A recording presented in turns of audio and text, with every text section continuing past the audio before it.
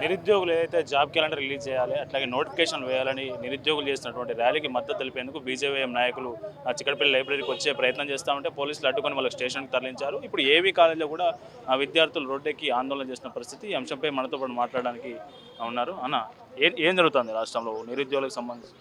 తెలంగాణ రాష్ట్రంలో ఏదో తెలంగాణ ఉద్యమ సమయంలో ఎలాంటి అరాచకాలు నడుస్తున్నాయో ఈరోజు మళ్ళీ రేవంత్ రెడ్డి సర్కార్ ఆధ్వర్యంలో నిరుద్యోగులపైన అరాచకం నడుస్తుంది. మనం చూస్తున్నాం ఇక్కడ చిక్కడపల్లి లైబ్రరీలో కానీ తెలంగాణ రాష్ట్రంలో కానీ ఎంతోమంది నిరుద్యోగులు ఈరోజు కాలేజీలలో హాస్టల్లో వచ్చి ఉంటారు. ఒక్కొక్కరు 30-35 ఏళ్ళు దాటుతుంటే కూడా పెళ్ళిళ్ళు కాక ఇబ్బంది పడి ఎంత ఘోరమైన పరిస్థితి అంటే వాళ్ళది నేను చూస్తుంటా. ఏం తిండి లేక అక్కడ 100 రూపాయలకు 10 రూపాయలకు అడ్డిపండు తిని చదువుకుంటున్న పరిస్థితి. ఇంకా కూడా ఈరోజు ఇంకా జాబ్ క్యాలెండర్ రిలీజ్ చేస్తలేడు. ఈ దొంగ రేవంత్ రెడ్డితో ఉన్నారు అన్నీ కూడా 6 పథకాలని చెప్పి ఇవన్నీ ఇవని చెప్పి 420 ప్రామిసులు చేసి నిరుద్యోగులు మోసం చేసి 2 లక్షల ఉద్యోగాలు రిలీజ్ చేస్తామని చెప్పి వాళ్ళని మోసం చేసి 2 ఏళ్ళు గడుస్తున్నా కానీ ఇంతవరకు నోటిఫికేషన్ లేక నిరుద్యోగులు బాధపడుతుంటే ఈరోజు భారతీయ జనతా యువ మోర్చా ఆధ్వర్యంలో మా రాష్ట్ర అధ్యక్షుడు గణేష్ గారి ఆధ్వర్యంలో ఇక్కడ చిక్కడపల్లి లైబ్రరీని చూడడానికి వస్తే నిరుద్యోగులు కలవడానికి వస్తే వాళ్ళందరూ లాఠీచార్జ్ చేసి అరెస్ట్ చేయడం తీవ్రంగా మేము ఖండిస్తున్నాం. మేము వెంటనే బేషరతుగా యువ మోర్చా కార్యకర్తలకు క్షమాపణ చెప్పి ఇమ్మీడియట్గా ఏదో జాబ్ క్యాలెండర్ రిలీజ్ చేయాలి, నిరుద్యోగులకు ఉద్యోగాలు ఇవ్వాలి. ఎన్నో మీరు ఇదే రేవంత్ రెడ్డి వాళ్ళ కుటుంబాలకు లేకపోతే ఆయన ఉన్న అనుచరులకు అధికారం రాగానే జాబులు కేటాయించుకుంటూ వాళ్ళ కుటుంబ సభ్యులకు ఉన్న 6 అన్నదమ్ములకి దందాలు చేసుకుంటూ ఉంటారు. మరి ఇలా నిరుద్యోగులు చూస్తుంటే మనం వాళ్ళ బాధ చూడాలి. ఇంట్లో కొడుకును పెంచుకున్న తల్లిదండ్రులు 30-35 ఏళ్ళు దాటినా కానీ హాస్టల్లో వండుకుంటూ ఇక్కడ లైబ్రరీలో వండుకుంటూ తిండి లేక ఏం లేక అంత కార్యకర్తలు కానీ నిరుద్యోగులు కానీ ఉంటే ఇంతవరకు కూడా వాళ్ళని పట్టించుకునే పరిస్థితి తెలంగాణ రాష్ట్రంలో మనం చూస్తున్నాం. అంటే ఇప్పుడు చిక్కడపల్లి లైబ్రరీ మొత్తం 3 పికెటింగ్ చేసి పోలీసులు దాదాపు 5 వెహికల్ పెట్టి లోపల ఉన్న వ్యక్తులను బయటకు రానియత్తలేరు, బయట ఉన్న వ్యక్తులు లోపల పోనెత్తలేరు. ఎందుకు ఇట్లాంటి ఆందోళనకర పరిస్థితి ఎందుకు వచ్చింది? నిజంగా గతంలో ఎప్పుడు లేకుండా ఉమ్మడి రాష్ట్రంలో కూడా ఇట్లా లేకుండే. ఇదే పోలీసులకు నేను ఒక విన్నపం చేస్తున్నా. ఇదే తెలంగాణ ఉద్యమంలో మీలాంటి వాళ్ళు మాలాంటి వాళ్ళందరూ కూడా కొట్లాడితేనే తెలంగాణ వచ్చింది. తెలంగాణ వచ్చినాక ఏదైతే ఉద్యోగులు ఉన్నారో ఇదే పోలీసులు ఒకప్పుడు నిరుద్యోగులుగా ఉండే వీళ్ళ కోసం మనందరం కొట్లాడినాం. ఇదే పోలీసులు ఇవాళ వాళ్ళ నిరుద్యోగుల స్థితిలో ఏదైతే ఉన్నారో లాఠీచార్జ్ దెబ్బలు తిన్నారు. వీళ్ళందరూ గుర్తుపెట్టుకోవాలి. ఇక నిజంగా చిక్కడపల్లి లైబ్రరీకి ఎన్ని దారులు ఉంటే అన్ని దారులు బంద్ చేశారన్న. బ్యారికేడ్లు పెట్టి పోలీస్ వ్యవస్థలను పెట్టి అందరిని పెట్టి లాఠీలు పట్టుకొని కార్యకర్తలను కొడుతుంటే ఈరోజు నిరుద్యోగులు ఏమైపోవాలి అంటే ప్రశ్నించొద్దా? ఉద్యోగాలు అవసరం లేదా తెలంగాణ రాష్ట్రానికి? నిరుద్యోగులు ఏమైపోవాలి, వాళ్ళ కుటుంబాలు ఏమైపోవాలి, వాళ్ళకున్న పరిస్థితి ఏంది? ఒకసారి వాళ్ళ ఇంట్లోకి వెళ్ళి చూడండి. ఇవాళ మీకు జాబులు వచ్చినాయి పోలీస్ డిపార్ట్మెంట్లో, మరి వాళ్ళకి జాబులు ఎవరు ఇస్తారు? వాళ్ళ కుటుంబాలను ఎవరు తెస్తారు? తెలంగాణ రాష్ట్రానికి తెలంగాణ ముఖ్యమంత్రికి ఈ పోలీస్ వ్యవస్థ అనేది ఒక బానిసలాగా పనిచేస్తుంది. బీజేవైఎం ఆధ్వర్యంలో ఎట్లాంటి నిరుద్యోగులకు సంబంధించి నిరుద్యోగుల కోసం ఎట్లాంటి ఉద్యమాలు చేపట్టబోతున్నారు భవిష్యత్తులో?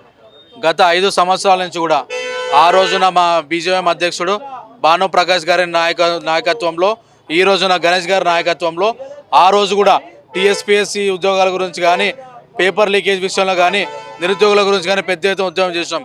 ఈ రోజు కూడా గణేష్ గారి ఆధ్వర్యంలో ఇమీడియట్గా జాబ్ క్యాలెండర్ రిలీజ్ చేసి అదేవిధంగా నోటిఫికేషన్ రిలీజ్ చేయాలని చెప్పి బీజేవైఎం నుంచి డిమాండ్ చేస్తున్నాం. మేము ఇది మొత్తానికి బీజేవైఎం ఆధ్వర్యంలో కూడా పెద్ద ఎత్తున ఆందోళన చేయబోతా ఉన్నాం. జాబ్ క్యాలెండర్ రిలీజ్ చేసేంత వరకు ఈ ప్రభుత్వాన్ని వదిలిపెట్టలేదని బీజేవైఎం నాయకులు మనతో పాటు చెప్తా ఉన్నారు. ఇంతమంది పోలీసులు ఏంది, ఉమ్మడి రాష్ట్రంలో కూడా ఇట్లాంటి పరిస్థితి లేకుండే ఎందుకు ఇట్లా పరిస్థితి?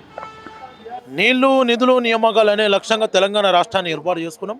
ఆ రోజు 60 ఏళ్ళ గోసను తెలంగాణ రాష్ట్రం మనమందరం సబ్బండ వర్గాలతో పోరాటం చేస్తే తెలంగాణ రాష్ట్రం వచ్చింది. తెలంగాణ రాష్ట్రం వచ్చినాక తెలంగాణ రాష్ట్రంలో పోలీసుల వలయంగా మారుతుందని కూడా మేము అనుకోలేదన్న. పోలీసుల రాజ్యాంగం మారుతుందని కూడా మేము అనుకోలేదు. నిజంగా కూడా నిరుద్యోగులు నా తల్లులు ఇలా ఊర్ల నుండి హైదరాబాద్కి ఎందుకు పంపిస్తున్నారు? లక్షలు చేసి కోట్ల అప్పులు చేసి నా బిడ్డ ఒక గ్రూప్ 1 ఆఫీసర్ అవుతాడు, నా బిడ్డ ఒక గ్రూప్ 2 ఆఫీసర్ అవుతాడు, నా బిడ్డకు గ్రూప్ 4 ఉద్యోగం వస్తుందని కలలు అంటున్నారన్న. ఆ కలల మీద ఆ కళ్ళల్లో ఆ తల్లులల్లో మట్టిలల్లో ఇలా రేవంత్ రెడ్డి సర్కార్ ఇలా మట్టి కొడుతున్నది. మట్టి కొట్టి ఈ నిరుద్యోగులను రోడ్డు మీద పడేస్తున్నది. ఇలా మొన్న దిల్సుఖ్ నగర్లో నిరుద్యోగులు వాళ్ళ హక్కులను మాకు కావాలని అడిగితే ఈ రేవంత్ రెడ్డి సర్కార్ పోలీసులను పెట్టి లాఠీ చార్జ్ చేసింది. నిన్న అశోక్ నగర్లో అడిగితే పోలీసులను పెట్టి పైశాచికంగా దాడులు చేపిస్తున్నది.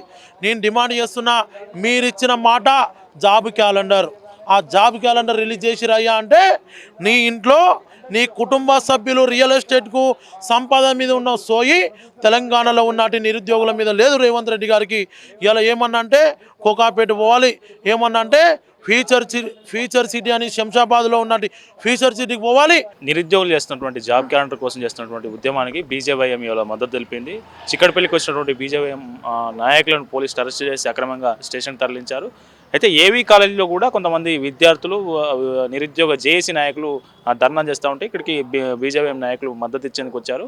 మనతో పాటు మాట్లాడడానికి బీజేవైఎం లీడర్ ఉన్నారు. అన్న, ఏం జరుగుతుంది చిక్కడపల్లిలో? ఇంత పోలీసుల పహారా ఏంటి? ఇంత పెద్ద ఉద్యమం సమయంలో కూడా ఇట్లా లేదు. అంటే ఈ రాష్ట్రంలో ముఖ్యంగా కాంగ్రెస్ పార్టీ వైఖరి చూస్తూ ఉంటే సిగ్గుపడాల్సిన అవసరం ఉంది. ఎందుకంటే నిరుద్యోగ సమస్యని ప్రధాన ఎజెండాగా పెట్టుకొని రాష్ట్ర ప్రభుత్వం అధికారంలోకి వచ్చింది కాంగ్రెస్ పార్టీ. వచ్చి 2 సంవత్సరాలు అవుతున్నా జాబ్ క్యాలెండర్ విడుదల చేయకపోవడం ప్రభుత్వం యొక్క వైఫల్యంగా భావించాల్సిన అవసరం ఉంది. అదనంగా నిరుద్యోగులు ఎవరైతే మాకు జాబ్ క్యాలెండర్ విడుదల చేయండి, మా సమయం అయిపోతుంది, మా ఏజీ పెరిగిపోతూ ఉంది, నోటిఫికేషన్ విడుదల చేయకపోతే మేము సమయానికి కోల్పోతా ఉన్నాం, మళ్ళీ తిరిగి సమయం రాదు. అండ్ చివరిగానన్నా మీరు ఏదైతే లైబ్రరీ కేంద్రంగా మీరు మీ కాంగ్రెస్ పార్టీ ఇచ్చిన మేనిఫెస్టోలన్నా మీరు నిలబడండి అని ఏదైతే ఇలా నిరుద్యోగులు కాంగ్రెస్ పార్టీ ప్రభుత్వాన్ని ప్రశ్నించే ప్రయత్నంలో లాఠీచార్జ్ చేయడం అనేది అప్రజాస్వామ్యంగా భావిస్తూ ఉన్నాం. ఎందుకంటే దీనికి మద్దతు పలకడానికి వచ్చిన భారతీయ జనతా యువమోర్చా రాష్ట్ర అధ్యక్షులు, అదేవిధంగా రాష్ట్ర శాఖని అక్రమంగా అరెస్ట్ చేయడం అనేది మరో సిగ్గుసేటుగా భావించాల్సిన అవసరం ఉంది. ఎందుకంటే ఈరోజు మంత్రి శ్రీధర్ బాబు గారు మాట్లాడుతూ ఉంటే చాలా బాధ అవుతుంది. ఎందుకంటే ప్రభుత్వంలోకి అధికారంలో రాకముందు శ్రీధర్ బాబు కాంగ్రెస్ పార్టీ మాట్లాడిన మాటలేంది, ఈరోజు అధికారంలోకి వచ్చినాక అదే విద్యాశాఖ లేకపోవడము ఒక బాధాకరం అయితే, దాంట్లో ఒక సంబంధిత శాఖలో ఎన్ని జాబ్స్ క్యాలెండర్ విడుదల చేయడానికి ఏ శాఖలు ఎన్ని జాబ్స్ ఉన్నాయి అండ్ ఎరైజింగ్ వేకెన్సీ ఎంతమంది రిటైర్ అవుతున్నారు, రిటైర్ ఈ 2-3 నెలల్లో రిటైర్ అయ్యే వాళ్ళ సంఖ్య ఏందని ఒక డేటా అనేది వీళ్ళ దగ్గర లేకపోవడం బాధాకరమా? అన్నీ ఉన్నా నటిస్తుందా ఈ ప్రభుత్వాన్ని మనం ఆలోచించాల్సిన అవసరం ఉంది.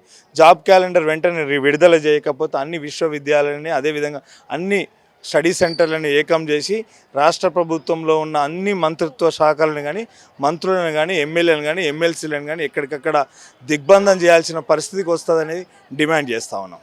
ఇప్పుడు ప్రతిపక్షాలు ఉన్నాయి, నిజంగా నిరుద్యోగులు ఎవరు రోడ్డు మీదకి రావట్లేదు, వాళ్ళ వెనుక ప్రతిపక్షాలు ఉండి వాళ్ళను ముందర పెట్టి ఈ ప్రతిపక్షాలు రాజకీయం చేసే ప్రయత్నం చేస్తూ ఉన్నాయని కాంగ్రెస్ పార్టీ నాయకులు అంటూ ఉన్నారు. అంటే కాంగ్రెస్ పార్టీ మేనిఫెస్టోలు ప్రతిపక్ష పార్టీలు రాసినాయా?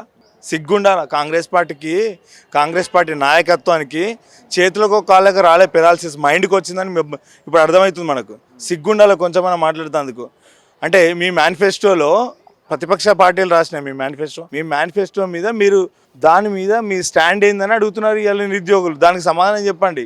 శాసన మండలిలో ఉన్న ఈరోజు చాలామంది మేధావులు, ముఖ్యంగా ప్రొఫెసర్ కోదండరాం సిగ్గుపడాల్సిన అవసరం ఉంది. ఎందుకంటే నిరుద్యోగులకు అండగా నిలబడతాని కోదండరాంకి ఒక ఎమ్మెల్సీ ఇచ్చిన వెంటనే నిరుద్యోగ సమస్యని కోదండరాం మర్చిపోయి అధికారం వచ్చినాక అహంకారం వచ్చినాక కళ్ళు నెత్తెలకు ఎక్కి నిరుద్యోగులను మర్చిపోయిందని భావిస్తా ఉన్నాను. కోదండరామే కాదు, చాలామంది మేధావులు ఎమ్మెల్సీలుగా ఎన్నికై ఈరోజు శాసన మండలి శాసన సభ్యులు ఎవరైతే ఉన్నారో వాళ్ళు ప్రశ్నించాల్సిన అవసరం, రాష్ట్ర ప్రభుత్వాన్ని నిలదీయాల్సిన అవసరం వాళ్ళకు ఉంది. ప్రజాప్రతినిధులుగా వాళ్ళు పంపించినవి ఎందుకంటే మన పక్షాన నిలబడతారు. ఇలాంటి నిలబడని మన అసమర్థత నాయకత్వానికి ఎక్కడికక్కడ మనం అడ్డుకోవాల్సిన అవసరం ఉంది.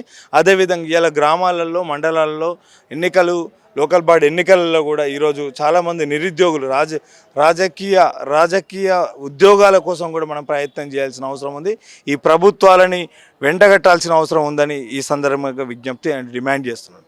ఓకే, ఇది మొత్తానికి బీజేవైఎం నాయకులు ఖచ్చితంగా భవిష్యత్తులో మేము ఉద్యమం చేపట్టబోతాము. అన్ని యూనివర్సిటీలను, అన్ని విద్యా సంస్థలను, అన్ని స్టడీ సెంటర్లను ఏకం చేసి ఉద్యమం చేయబోతున్నామని బీజేవైఎం నాయకులు మనతో పాటు చెప్తా ఉన్నారు. కెమెరా పర్సన్ రాజుతో కరుణాకర్, ఏవీ కాలేజ్ నుంచి.